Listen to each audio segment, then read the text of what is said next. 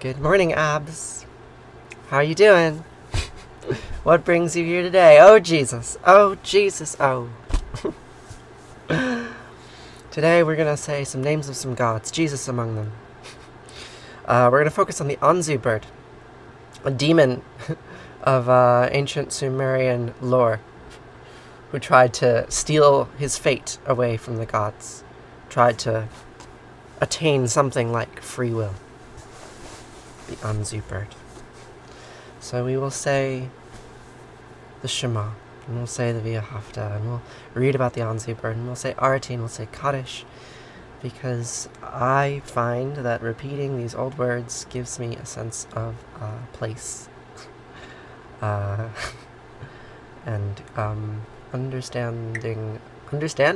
I don't know about understanding. Acceptance of my location in the world. Thank you, Hero to Fox. I appreciate hearing that very much.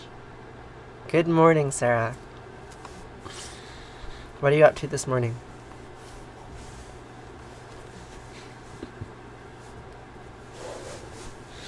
Let's say the Shema. This is my safe space too. Did you know, Keely? Do you know that for this brief period of time every morning I get to be somebody who I don't get to be for any other part of the day? It's important. Talking to your father about baptism. Yeah. It's a big fucking deal what you're doing. What does your dad think? Let's say the Shema. It goes like this. It means listen. Shema Yisrael Asher Eloheinu Yahweh Echad.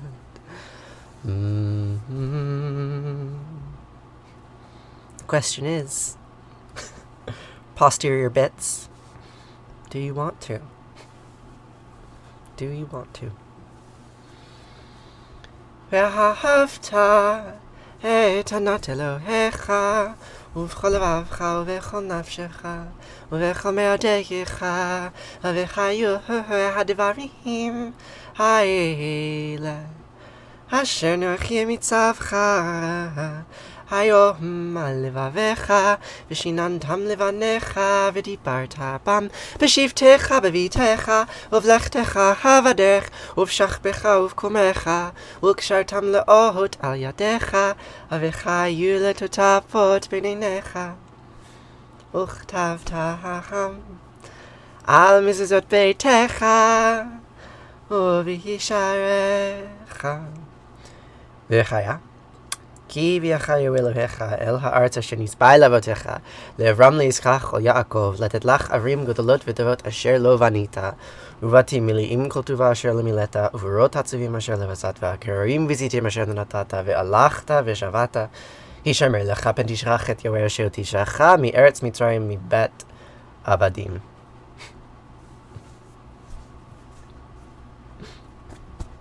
Commandments are funny things, right? Make a commitment through water and ritual to who? To what? To yourself? The sky dad? I don't know. You shall love Yahweh Eloheinu with all your heart and all your soul and all your might. And these words that I'm repeating to you today, that I've repeated to you so many days, teach them to your children. Recite them when you wake up and when you go to bed, and when you are at home and when you are traveling. You shall bind them as a symbol on your hand, and let them serve as a sign on your forehead. And you shall inscribe them on the doorposts of your houses and on your gates. And when Yahweh Eloheinu brings you into land that he swore to your fathers, Abraham, Isaac, and Jacob, to assign to you, great and flourishing cities that you did not build, houses full of all good things that you did not fill, hewn cisterns that you did not hew, vineyards, olive groves that you did not plant, and you eat your fill of stolen goods, take heed that you do not forget Yahweh, who freed you from the land of Egypt, the house of bondage. You can kick off this plane at any time and not fulfill them. You think that a commitment to God, let's call it God, is done when you die? That's an interesting thought. You can kick off this plane at any time and not fulfill them. What kinds of commitments?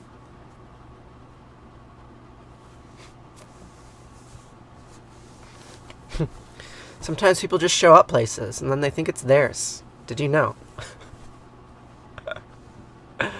Commitment in general. Do you worry that you've made commitments that one day you're just going to disappear from?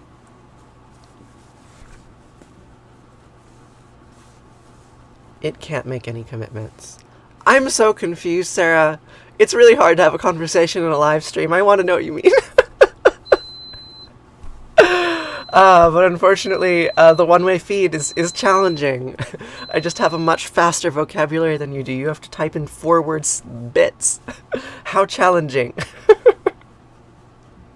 I wonder about this a lot when I'm streaming. It dies, so it cancels. What's it?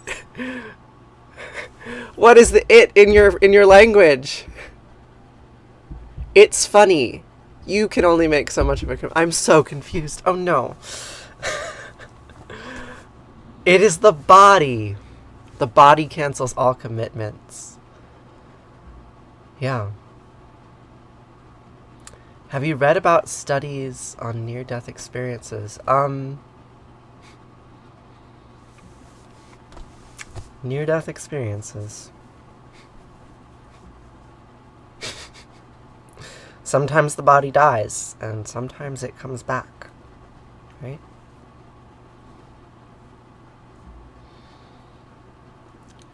I don't want to pray to my maker, no, no. I just want to be feeling free. Mm-hmm. Not just who I am, but the pink and golden land and that wide, wild sky over me. Mm-hmm. Welcome to the sun, no, what's that's not the lyrics. Help me to the sun, no, I'm... What? What's going on with my brain? Help me to the sun. Jeez, what's happened? It's been so long that I've forgotten. Am I too deranged? Help me to the sun. Edward Sharp. What foolishness.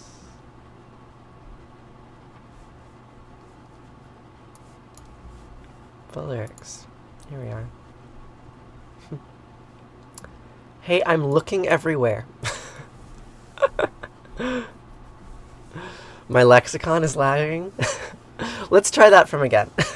Okay. Sometimes my brain does that. It's embarrassing. Makes me worry about my mortality.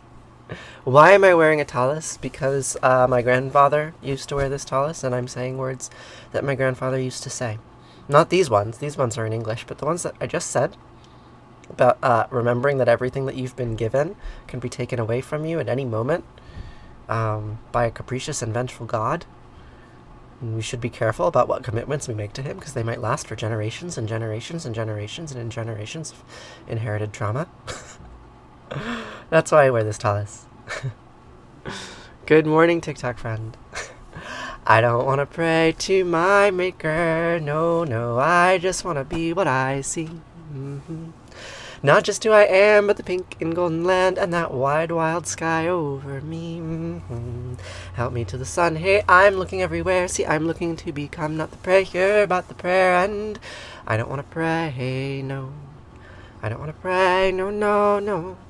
I don't want to pray. We don't want to pray. Pray, and it's not much good to talk, better to walk it. Ooh, not much good to take, better to give. Mm-hmm.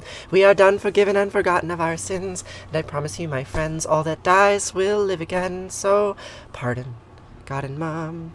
What I'm saying isn't fair. See, I'm looking to become not the prayer, but the prayer. And I don't want to pray, no. I don't want to pray, no, no, no. I don't want to pray. We don't want to pray.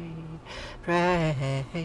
Allah made love, and Yahweh made hate. Asher made good, and Anat made bad. Eloheinu made love, and Yahweh made hate. Allah, God made. me.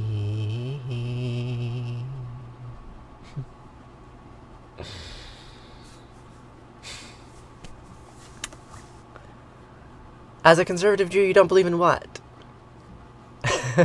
Yeah, I'm not sure I believe in anything. What did I say this morning when I posted the stream? I do not believe the things I say. Right? That was my notification this morning. Theme: the world is an illusion. We are dust in the aether stream. I do not believe anything I am saying. Welcome.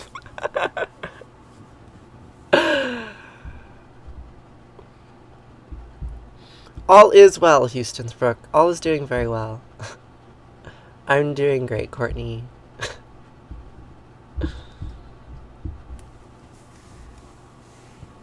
I didn't see your previous post. Let's see. What is your previous post? I think it was filtered. You said, why are you wearing a tallis? And then you don't believe that. Ah! As a conservative Jew, you don't believe in women wearing a kippah and a tallis. Well, I guess I'm not quite a woman, am I? I mean, gosh, that's a funny thing, right?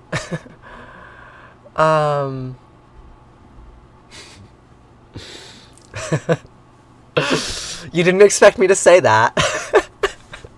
No, I think I'm a woman, but, you wore a tallis at your bat mitzvah. It's hard to say, right? Like, my grandfather would never have expected me to wear this, right? Like, I mean, that is why I don't put on tefillin. Like, I haven't really put on tefillin since my transition, because it's such a male-coded action. But, like, I don't know. I also don't thank Yahweh every day for making me a woman, except when I do. Or for not making me a woman.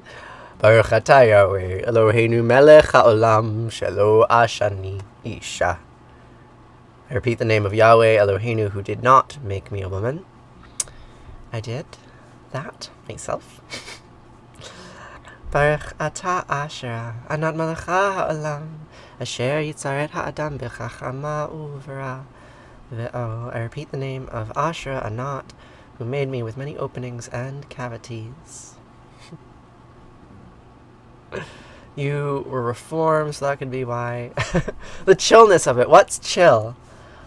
Like, yeah, I don't have a coherent answer for you. Like, part of the reason why I wear this tallis is specifically because this tallis is prohibited of women. And yet I am one anyway, and yet I'm not.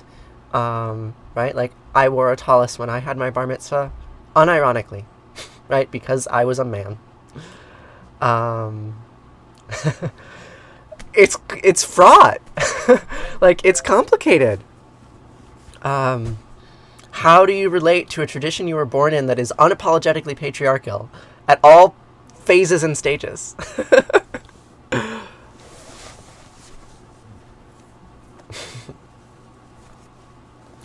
And what does it mean to be a spiritual Jew? As opposed to a conservative Jew? Or I don't know, a second temple Jew? Or a first temple Jew? Do you feel that it's more of a joy to be in a time that is accepting of my transition? I mean, I live in the space future. Even 100 years ago, if there was someone with my particular genetic makeup, like, who was born into this body, I would still be a man 100 years ago. Like, hands down, no question, right? So, like, this is the only timeline that I could be this. And I do not take that for granted at all. Yeah. You believe in Harvey Dent. I believe in Dr. Punk. What do I believe? Everybody wants to know what I believe. I don't fucking know. If I could tell you, I would, but I don't think I'll ever be able to tell you. I feel a spirit when I hear Jewish music. Well, yeah, that's for sure. I don't know what I believe, but I can tell you what I feel. And when I hear Jewish music, I feel something. Yeah.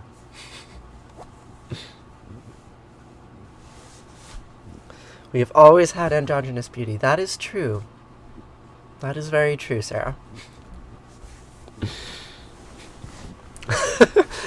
I mean, okay, yes, it's nothing new, but like, I read about Inanna and her genderqueer priests for reasons. Like, you're right, it's nothing new.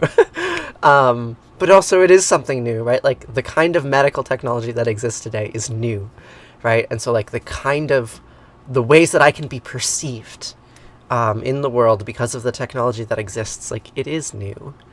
There have been people like me. Yeah, named after one of them, right? Tiresias? I told you that story? It's in my name. Don't believe you have to go to temple to feel Jewish. Well, that was also a big deal. Where, like, it used to be that in order to be Jewish, you had to go to the temple. Not just temple, but the temple. And then the Romans destroyed it. And after that, there was no temple to go to, so they had to figure out how you could be Jewish without going to the temple. So yeah, that's a long time coming. Thousands of years of religious development. No, I don't believe you have to go to any temple to be Jewish. I think that's the direction we've been facing for a while. You just have to know the words. You have to know the culture. The information needs to be in you. The information doesn't have to be stored in a centralized location anymore. Who has the house like the other gods? It's Baal!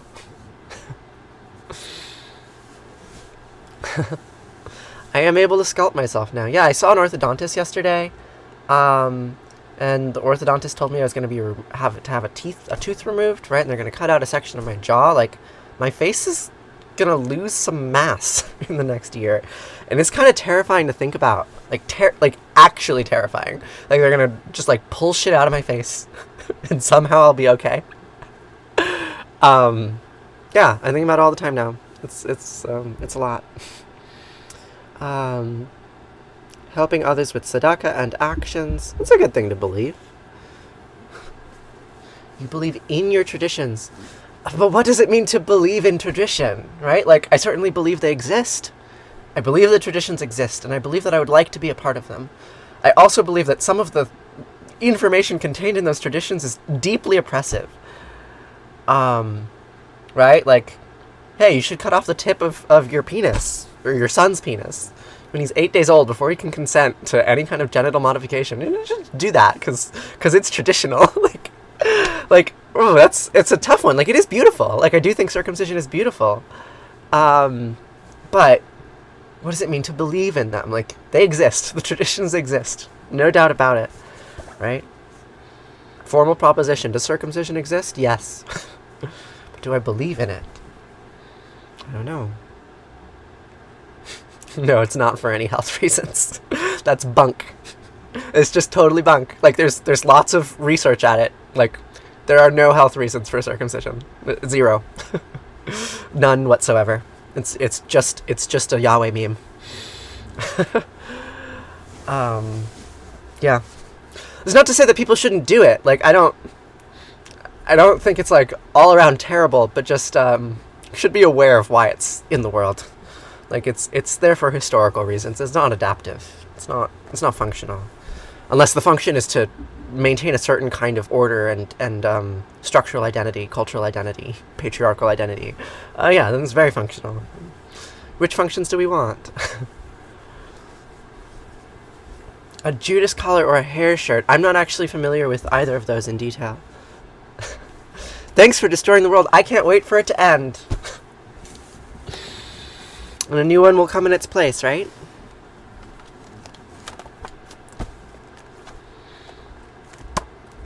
So, let's read an old story. The hero has been elected. Nimrod. In this translation, Ninrod. In other translations, it's Ninurta. Mom's friend was Christian. He wasn't circumcised and got a bad infection. Yeah. Like, okay, we're talking about circumcision now. Okay, we're gonna go into this. He got a bad so, yes, you can get infections in your genital area. And, like, if you have an infection, it is possible that having a surgical procedure can help fix the infection.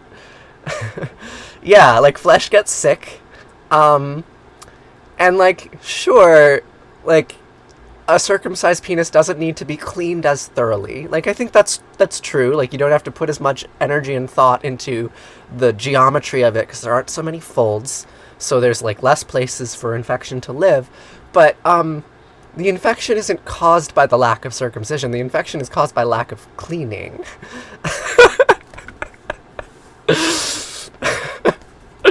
Yes, I get to talk about phallus anatomy. Yeah, so if your penis gets infection, it's a bad thing. But you can prevent that by cleaning. And like if it's like, okay, you do some crazy religious ritual, or just like teach your kid how to clean himself. Like I'd go for the second one personally. But that's just me, right? And I have my own beliefs and opinions and like relationship with my genitals. That's fairly unique. Like, I like really what it is I question whether it's a decision that like parents should be making for their kids. Not that it's like a bad thing to have done. Like, I can see the beauty in it. You can teach them till the cows come home and they still don't listen. I mean, I guess.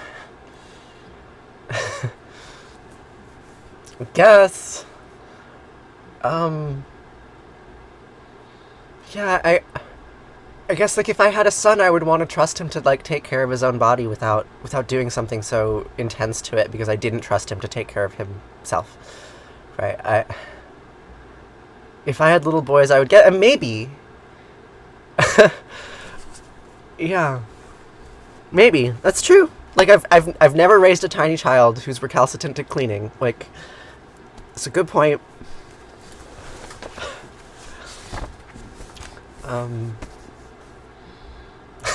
Yeah.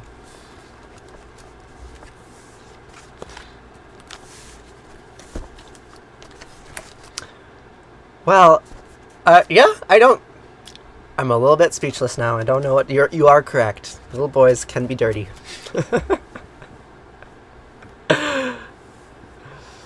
Trick with kids is let them be filthy from day one. Now we're getting all sorts of different advice up in here. I think I'm just going to change the subject. I don't know how to proceed.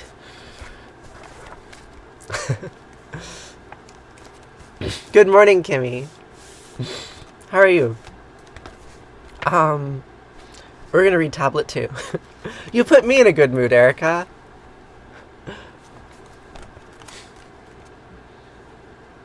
When you make it fun, they love watch. Like, so there is a thing about like boys being dirty. Like, it is true. Like, I bathe so much more now. It's like it felt biological. Just like when my hormone balance changed, I just wanted to bathe more. I just did. And like that is a one-person experience. That's just me. Like, I'm not gonna try to say anything universal really about how gender and cleanliness interact. But that was my experience. I got a lot cleaner.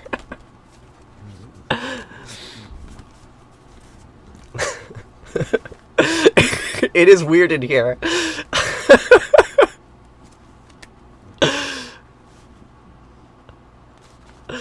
Yours are 24 and 22. You never ran into any of this. Got lucky. I guess it depends on what you ask them to do with their genitals, and I don't really want to ask you that question. It's a rather intimate question. No, don't leave. Don't leave. I really like the way that you are challenging me. I'm sorry. I didn't mean to make fun of you. Like, it's just, I don't know how to talk publicly about circumcision. Like, it's really complicated. And like, TikTok wants me to have hot takes, and I don't really have hot takes. Like, I think it's really complicated and has some trauma in it. Oh no, I scared you away. Okay. I'm glad you didn't leave. What did you walk into? I'm not sure, Knox. We're talking about the spiritual politics of circumcision. Yeah, let's change the subject. Let's read a story. Let's read about the Anzu bird.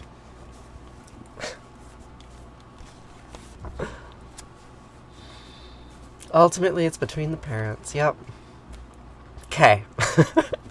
Welcome, friends. I missed you too, Knox. It's nice to see you again. The Discord's gotten a lot more active. Have you noticed? Thank you for the rose. Yeah, me neither. Not my place at all either. Beautiful traditions. Complicated to think about. Let's read some old ones. So where we left off, the Anzu bird had flown away with the tablets of fate, the tablets of destiny. Says, I'm going to choose my own destiny. I don't want to be Eliel's totem pole. I'm not into it. And so he flies away with the tablets of destiny, and then the gods convene. They're like, all right, we need a hero. We need someone to slay the dragon. It's got to happen. And they can't find any heroes, so they go to Mommy, the mother goddess. And they go, Mommy, please, give us a hero. And she's like, okay, I'll give you a hero, but remember that I'm your mom. Nox is already on the Discord. They've just been quiet.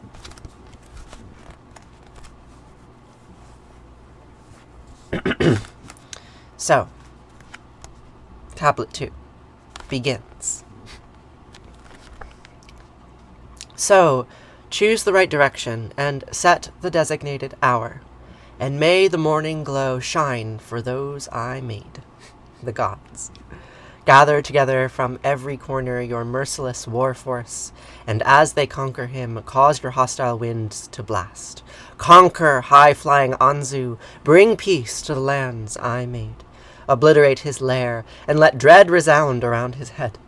Have the fear of your war army unsettle him to his very core. Cause the destructive whirlwind to rear up and spar with him. Place your arrow, once dipped in poison, on the bowstring. Make your visage alter like the shape-shifting Galu demon. May he become terror-filled from your curses. You yell at him. Let him be lost in the dark. His eyes become feeble and blind, and let him not escape. But may his wings be lost in battle. Call forth a mist, that he might not perceive your appearance. Unleash your beams above him, and your offensive lofty leap. With a seer greater than even Shamhash is capable of making. Let the moon darken, let the day's light be like night to him. Grasp his neck within your hand. Bring doom to Anzu. May the wind then scatter his feathers and declare good tidings, that they may come to Ikor, the home of your father Eliel, spread over the entire Sierra, and cut the throat of evil Anzu. Then will the right to kingly rule lie within Ikor once more. Then will the rights once again be with your progenitor, father, and surely you will find that temples will be erected for you. Your cult centers will emerge everywhere in the four quarters, and so, too, your cult center shall be established within Ikor. Reveal your might before the gods, and you will be supreme. The warrior heard every word that his mother spoke to him. Oh, Mommy is saying these things. Interesting. Right, she's like, I'm going to give you a speech. So choose the right direction. Set the designated hour. Right, this is just completely continued. So choose the right direction. Set the designated hour. Mommy is speaking to the hero. Choose the right direction. You shall take on fate. You shall take on fate, and may the morning glow shine for those I made, you, the gods. Reveal your might before the gods, and you will be supreme. The warrior heard every word that his mother spoke to him. Feeling able and supremely strong, he went to the hidden place. And in secrecy the Lord called together the battle-ready 7. There the warrior assembled together the 7 hostile winds, these being the 7 cyclones who stir up dust at their feet. Thereby he gathered together from every quarter a war army, and he went to engage in battle, a frightening entourage. Even the tempests traveled calmly with him, ready to strike.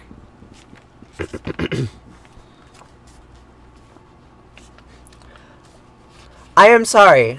I am unfamiliar with this story, and I did not realize, normally when there's a break in tablets, it's chapter 2, right? But that's not the case with this at all. They're literally oops, I ran out of space. I'm just going to keep writing. Mommy that's quite a speech. I mean, this is the myth. I've read this myth so many times. It's the same thing as the Baal cycle. It's the dragon slaying myth. comes all over the place, like Yahweh slaying the Leviathan.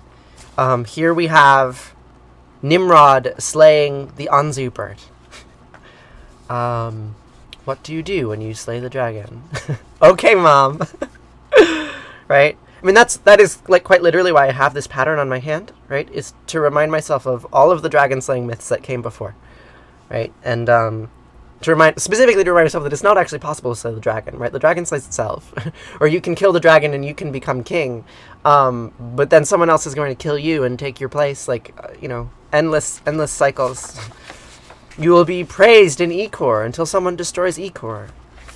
And then you will be praised in Babylon until someone destroys Babylon. And then you will be praised in Jerusalem until someone destroys Jerusalem. Over and over and over. Yeah. We will continue another day. And learn about the unfortunate death of the Anzu bird. Right? Like, why can't Anzu be a hero, right? He just wants to control his own destiny. He just wants to, like, live his own life. He just wants to be like a dragon bird in the mountains. Claw his terrible claws and gnash his terrible teeth. I don't blame him. Yeah, the Anzu is so beautiful. Let me pull up that picture again. Anzu. Right, so this is, Anzu bird. Where is this from? This image. Ninurta with a thunderbolt pursues the Anzu, stealing the tablets of death from the monuments of Nineveh.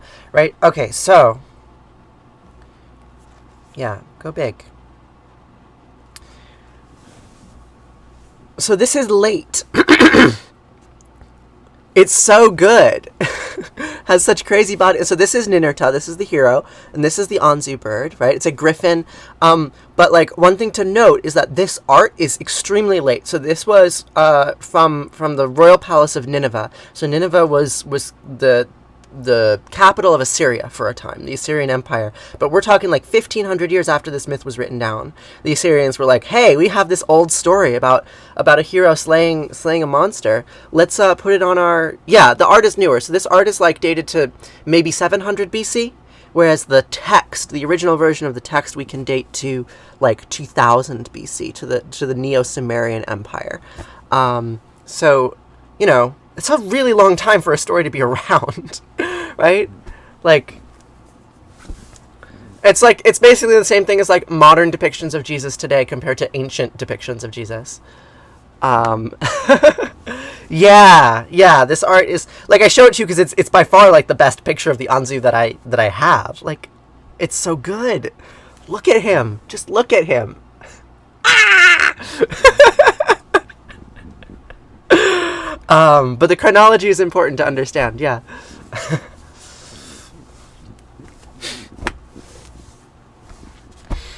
I'm having such a great time this morning. Thanks for hanging out. Talking to me about genital modification. Consensus-based or no? Consent-based or no? Who knows? Big bird. Anzu bird. Okay.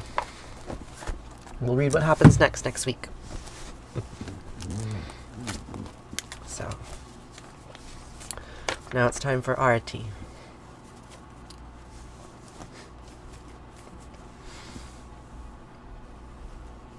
You have a pic somewhere of what? The word Arati means flame in Sanskrit.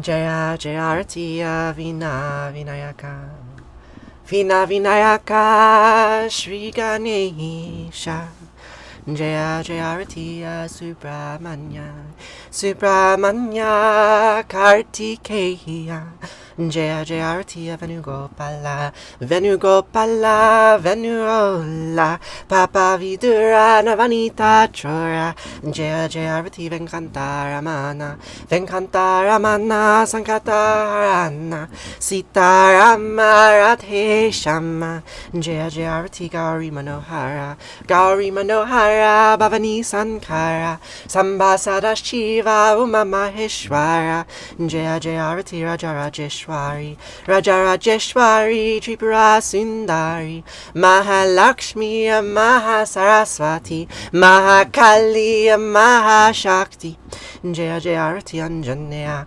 Anjaneya Hanumanda Jaya Jaya Arati Dattatreya Dattatreya Trimutraya Vatara Jaya Jaya Arati Adityaya Adityaya Bhaskaraya Jaya Jaya Arati Sanistaraya Sanistaraya Bhaskaraya Jaya Jaya Arati Sankarachaya Sankarachaya Advaita Guravi Jaya Jaya Arati Sadgurunata Sadgurunata Shivananda Jaya Jaya Arati Vishnu Devananda Vishnu Devananda Vishnu Devananda Jaya Jaya Arati Agastya Munaye Agastya Munaye Shirama Priyaye Jaya Jaya Arati Ayappa Samine Dharma Shastave Jaya Jaya Arati Jesus Gurave Moses Gurave Buddha Gurave Jaya Jaya Arati Muhammad Gurave Guru Nanak Gurave Samastya Grubho Namaha Jaya Jaya Arati Avanugopala Natatra Sriyobhati Natandrakara Tamniva Vidyobhati Kutoya Magni Tomev Bantamanamandi Sarvam Tasya Basya Samidam Vivanti Om Gange Kayamane Kaiva Govari Saraswati Narmade Siddhika Veri Namastitam Namo Namaha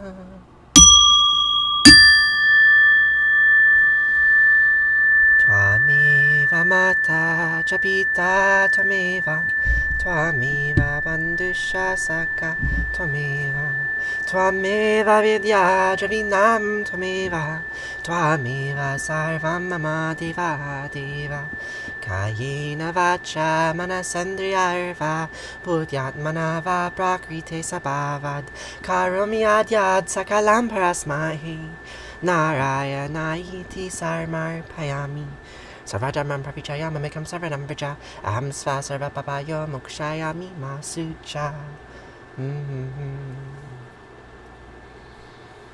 Whatever actions I perform with my body, speech, mind, senses, my nature, my intellect, or my emotions, all these, I dedicate to you. Thank you. Thank you. Thank you.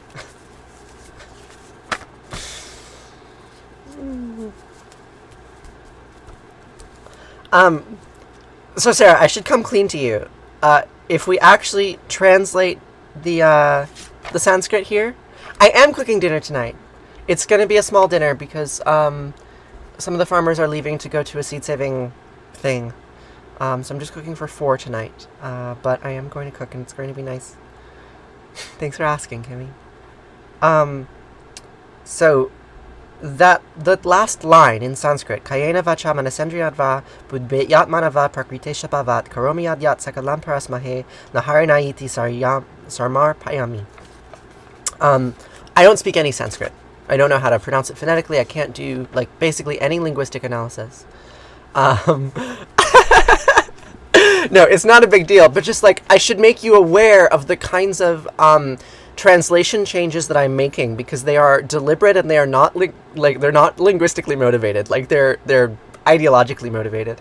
The translation given in this text from Shivananda, whatever actions I perform with my body, speech, mind, senses, intellect, my nature, or my emotions, all these I dedicate to the Supreme Lord.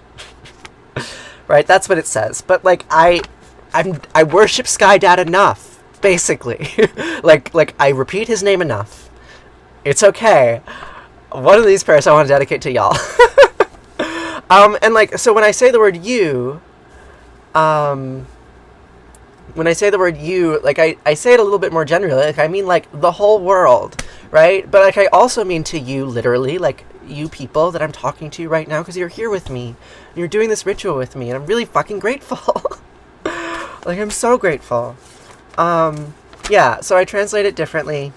I don't need to dedicate every one of my prayers to the Supreme Lord. It's just not necessary. Am I a Shivaite? No. Nor am I a Judahite or a I don't know. If anything, I'm an Asherite. I'm more comfortable dedicating my rhetorical prayer efforts to her. She's gonna lose an arm. Oh my god. Asherah lost her arm. I didn't make this statue very well. Alright. Well, I'll have to glue that back on. Do that later today. Oh, poor Asherah.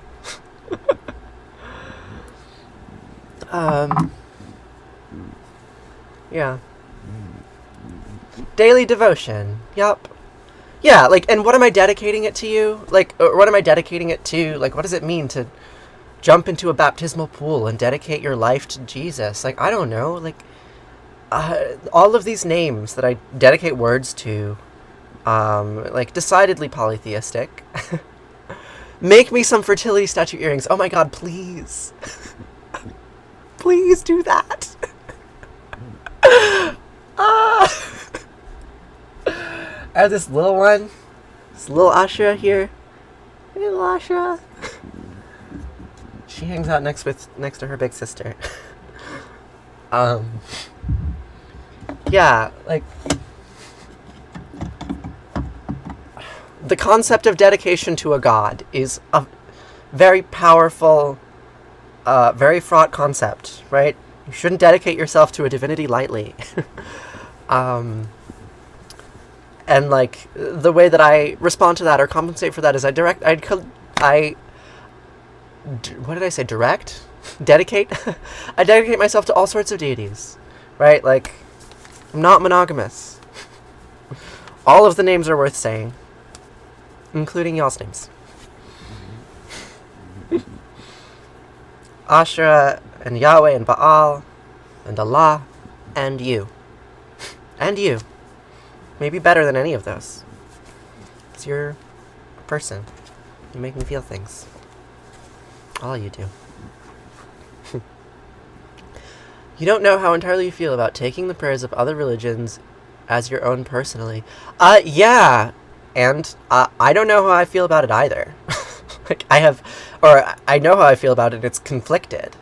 I say these Sanskrit prayers because I learned them before I knew what they meant, right? Which to me feels like a kind of qualification, right? I was exposed to these prayers by my mother. I did inherit a tradition from her, and it wasn't the tradition that she was born with, but it was a tradition that she gave me. And so I can say these prayers in Sanskrit even though my family is not from India, because I do have a very strong connection to the particular people who occupy the place that I literally got this book from. And that feels like it's sufficient for me. Divinity knows my intent. You think so? Yeah. Right, and I say these old words, right? I read these stories about this Anzu bird. Nobody's worshipped an Anzu bird for 4,000 years. Right? Even in this story, the Anzu bird is a devil, a demon, right? So you have to go even before the story was written down to find the version of the Anzu bird that was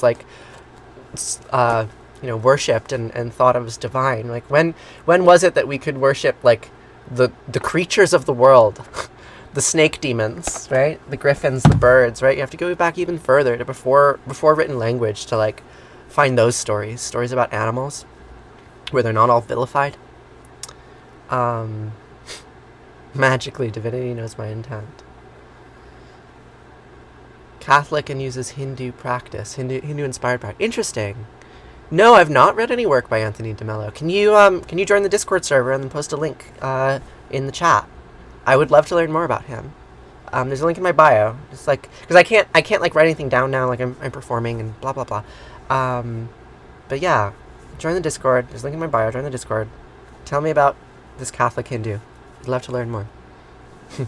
We worshipped them when we were painting them on the walls. That's when they were worshipped properly. Yes. Yeah, 20,000 years ago. 20,000 years ago. And then at some point, the story shifted. I mean, maybe it was always that you had to slay the monster, right? You had to kill in order to be. In order to eat, you had to kill. How do you join the Discord server? Link in my bio. Link in the bio to join the Discord server. Hey, Freedom. You're not logged into your Discord. Thank you for the subscription, Queen. I appreciate that. You personally would never worship anything you see as created. That's an interest. What does creation mean? Like, you mean that like humans made it? Like what if it created itself, right? What if a body grew itself? Does that count as being created? Or it's not because there wasn't like a conscious intent. It just emerged. It's an interesting distinction. Hard one to enforce if you're trying to be very rigorous. What's the difference between creation and emergence? I don't know. No fucking clue.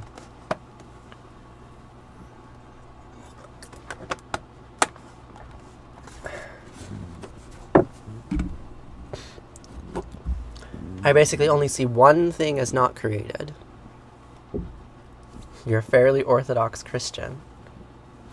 The only thing that wasn't created being God. Skydad? Some other god, not Skydad. Skydad was clearly like created by a human mind, but like the thing that created the human mind, you might call it God?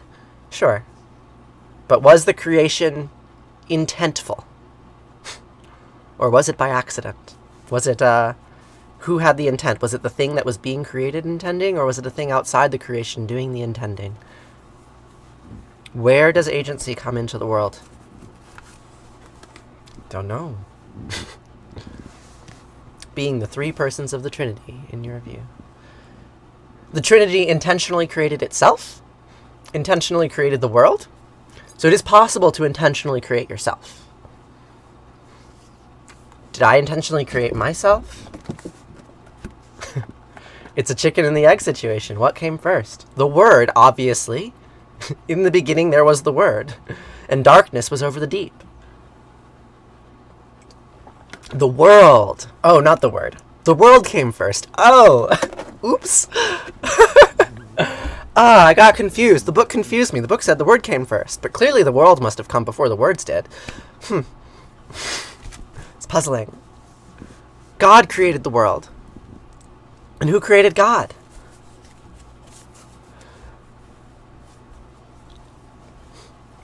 God is the well. The Trinity are the three forms of water. Water is all life. The Word is God. The Word is God. Did the Word create itself? The Trinity is dead, alive, and unborn. I like these paradoxes very much. God, in your view, is the only constant. The self is the thing that stays the same when everything else changes. Yeah? Something like that? The world soul. That which is constant, despite all change, that you call God. Yeah. Yeah, I can get down with that.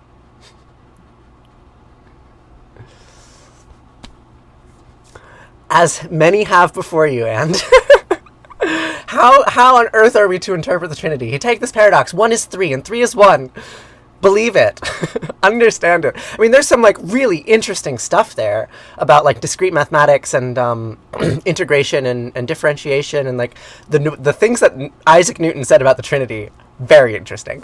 How are we to interpret this like deliberate cosmic paradox that the Church Fathers gave us? That 1 is 3 and 3 is 1. Right? People have been put to death over their interpretation of that idea.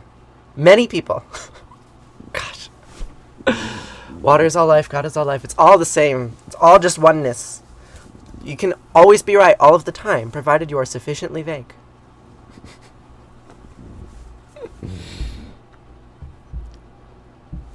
One way you see it is through the symbolism of a solar eclipse. The sun cast a shadow on the earth. And the sun is Yahweh? What is that a metaphor for, Knox? Thank you, Christopher. Yeah, clearly I have energy today. I've been hanging out here for a long time. 50 minutes? Gosh. That's what happens when I don't have meetings to go to. I just hang out with you all day long.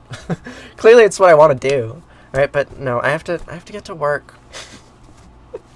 I have to get to work. The sun, that's a new one. Well, Sarah, have you heard this story, shortly, like, around this time that we're reading, the same time that the Anzu myth was being written, maybe a few hundred years after that, in, like, the 1500s BC, there was a monotheistic sun movement in Egypt, where the pharaoh at the time decided that they all needed to be monotheistic and worship the sun. Yeah, It's a good metaphor. I like that metaphor, Knox. The sun is God. Sunsets walk on water. See any analogy you'll take issue with, whether water, light, clover, etc. Because you can't describe the Trinity as something physical, but you can describe it as threeness, right?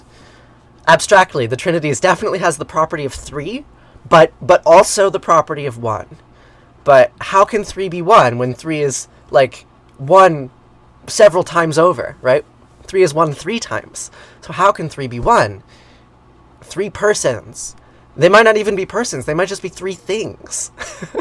three existings. 3 existings that are actually the same existing. It's very complicated.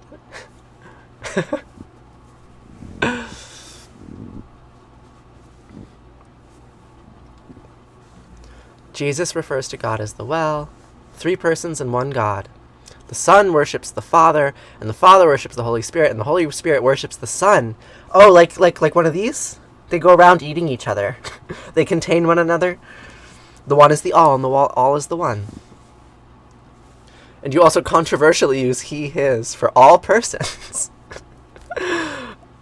I mean, that's the way that like people have been doing it for at least the time of Jesus, right? They've been doing it that way for 2,000 years. I don't know how controversial it is. It might be more controversial to use some other pronoun, but it doesn't really matter, right? That they worship each other, disagree. Let's have some theological debates. Clearly that's what's been happening today. Earlier we were talking about circumcision. Now we're not on that. Now we're on Trinitarianism. The Arian heresy. The Holy Spirit is a he, not a they or an it, basically, in your own practice. You're Aztec, so you worship the sun. We're never going to get anywhere. There is no consensus to be had here. That's not why we're having this conversation. If you think we're going to come across the right theological view on how to understand the Trinity, they've been trying for 2,000 years. We're going to try for another 2,000 years. You think God is male but works through any person with any pronoun. Well, then what? I'm confused, Knox. What does that mean?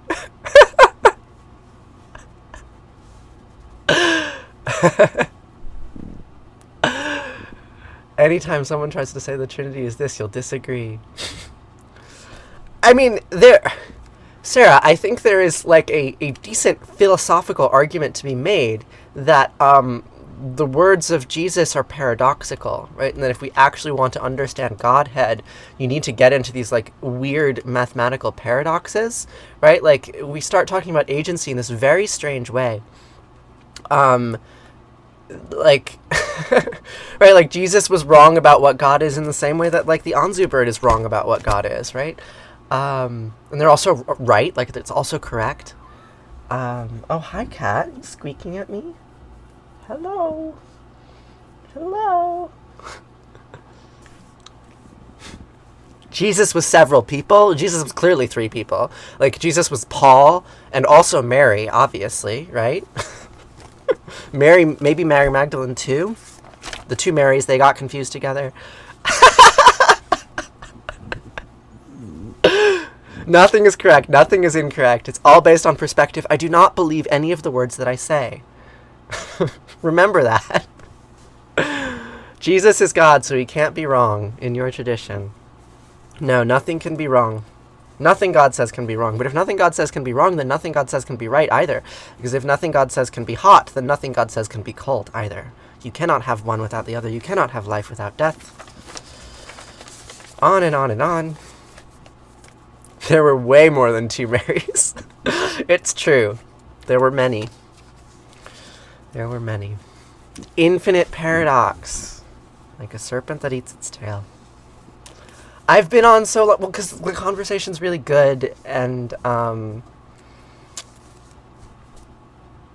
yeah, and it's nice to be with you all and think about these things, and I don't have to go anywhere, although I do need to write a paper today. It's been batshit conversation today. Yeah. I mean, clearly I'm in a mood, obviously. Like, sometimes I get this kind of feedback from you all, and I kind of just ignore it. You do not lower the quality of this conversation. Absolutely not. Your contribution has been very valuable, and I'm grateful. But we should say Kaddish. We should mourn. I mourn the fact that I can't spend all day with you. That's true. Y'all are so good. I dedicate all my actions to you. Did you know? So, we'll say Kaddish. We'll mourn. We'll remember that suffering is built into our lives. And Jesus died for our sins, right? And so we grieve. We grieve that we suffer, and we suffer while we grieve. And we know that it is this capacity for suffering that is also our capacity for life. They are one and the same. And so we say these words together to remind ourselves that we are not alone in the ways that we live and in the ways that we die. Yitgadal v'yitgadash Shema Rabbah. B'yama divrachiyotei v'yamlich malchutei b'chayachon v'yomechon v'chayede kol be'Yisrael b'gala b'zman kariv v'imru. Amen. Yehei Shema Rabbah mevarach li'olam omei omaya. Yitbarach v'yishtabach v'yitba'ar v'yitramam v'yitnaseh v'yithadar v'yithaleh v'yithalal Shema dekudesha b'rechu leila min kol birchata v'sherata tushbechata v'nechemata demiran b'yama v'imru. Amen. Yehei Shlama Rabbah min Shemaya v'chaim aleinu v'yochol Yisrael v'imru. Amen. Oseh shalom b'mramav huya aseh shalom aleinu v'yochol Yisrael v'imru. Amen. Oseh shalom b'mramav huya aseh shalom aleinu v'yalechol Yisrael v'imru v'imru. Amen. Yes! Yes, Dr. Punk! Gotta keep it punk up in here. Thank you. Thank you. So I gotta go. Hi, Kat. Want to say hello to the friends? Yeah?